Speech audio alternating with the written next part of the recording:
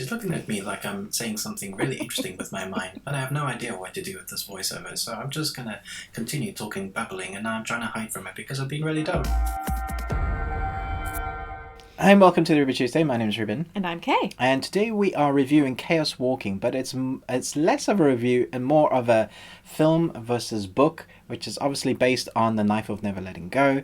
And the Chaos Walking trilogy. And it's safe to say this has split audiences. For example, 21% on Rotten Tomatoes with the critics, 79% on Rotten Tomatoes with the fans, with over 1,000 reviews. So let's get into it. Let us know your comments below. Have you seen the film yet? We've just gotten it here in the UK, so I'm aware that those outside the States have had it for a few weeks, but we're going to jump into it. There will be spoilers because it's been out for a few weeks. I presume a lot of people have seen it, but this is the spoilers in...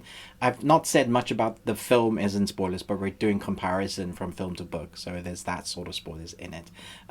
It's loosely spoilers. I think you could get away with still watching it if that's what you want to do after this review. You might not want to. A dystopian world where there are no women and all living creatures can hear each other's thoughts in a stream of images, words, sounds, and sounds called noise.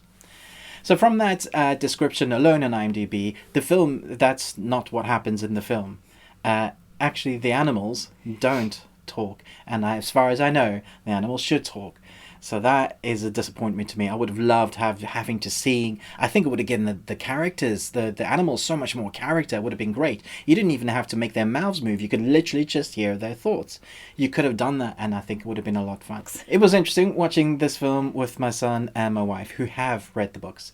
And they found it very difficult not to grumble and say things during it, and I heard things. I was like, oh yeah, that does sound good.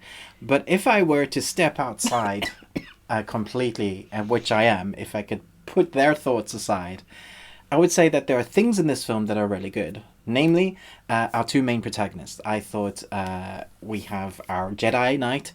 I thought she was good in the role she was played. We have Tom Holland, our Spidey character, and them together are quite good. I did find it annoying, the whole premise of it. You know, you could hear each other's thoughts and stuff. I found it to be in the way, and I couldn't hear what they were saying most of the time. So there's sometimes that they're saying stuff, but I want to hear what they're saying. As far as I know, you get to hear what they're saying in the book by reading it. So it's one of the things that people thought that was going to be very hard about turning the book into a film, because it's one of those abstract things. It's hard to see your thoughts. So how do you visualize that constantly? Because it's a thing that happens with the guys on the planet. I think there is stuff to like here, dystopian stuff like ship designs, some action sequences I thought was good. However, the pacing of the film is ridiculous. It's all over the place. And that's what's, for me, probably the most disappointing thing, apart from the ending. The ending just is lackluster. It's a massive anticlimax. It kind of goes, oh, we're kind of doing this stuff now, and that's it. And you're like, what on earth? So it feels like maybe it could have been a one and done, but maybe they also wanted to do something else. But there isn't anything leading to something else, so maybe they didn't have any faith in their franchise. But you think they would with the two main protagonists they got, because those are A-listers. Like in Hollywood at the moment, the two young stars that we have, Spider-Man and the Jedi, Rey. So it would be weird for them not to have faith in that. They've had a decent director, Doug Liman, from the Bourne franchise and Edge of Tomorrow. We've had, even the scoring, the composition of it, the tone, the colors, all of it looks great. Except it just doesn't fit together. It's like a jigsaw puzzle piece that just didn't work for me. I think it's a one-time watch, and it's watchable, but I didn't really enjoy it. I probably won't watch it again. If I'm really desperate, I might, because I love me some sci-fi. So there were sci-fi elements in it that I enjoyed. But I was more frustrated with what it could be. And that was evident from someone that hasn't read the books. Okay, so my score would be C-. Whew! Right. Well, I have read all 3 books fairly recently, and I was super excited because I thought the books were so fantastic. This was going to be amazing. However, it was not. Had they taken this from using the books as like a script, as a scene, what's it called? Sorry. Using the books as a screenplay, this would have made sense as a movie. It is fantastically delivered in book form. The way that you're introduced to the characters, the way you're introduced to Noise, the way that you meet Viola for the first time, all of these things make sense, and the world makes sense when you're introduced to it. However, in the film, there were loads of times you were just, for the first sort of 45 minutes, you were like, I don't understand what's happening. I don't understand what's going on. And I thought the way that they chose to introduce the film was weird, because you had this brilliantly done version in the book. So why do your own thing? I also, towards sort of 3/4 of the way through, when you suddenly saw the sort of crashed ship or the salvaged ship or whatever, I suddenly thought, what the hell are they doing? So the storyline is convoluted and confusing. It's like they've taken, someone's sort of skimmed through the books and kind of gone, oh, I like that bit. Oh, and I like that bit. And, oh, I don't like this bit, so we'll just make it up. So we'll just do our own thing. And yeah, like you said, it's like a jigsaw puzzle that doesn't quite fit together, that doesn't quite make sense. And when you read the books, it totally makes sense. I get what you were saying about the noise, and sometimes you couldn't actually hear or understand what they were saying, because in the book, although you can read it, there is text upon text. So sometimes it's like literally like someone's written sentences one over the other. And so you get the sense of the noise, but you don't really know what they're saying. And that's kind of how thoughts are sometimes. They're a bit scrambled and a bit jumbled. And when you try and grasp hold of a thought, it just sort of disappears, and then something else takes its place. And that's the nature of thoughts and dreams and all of that stuff.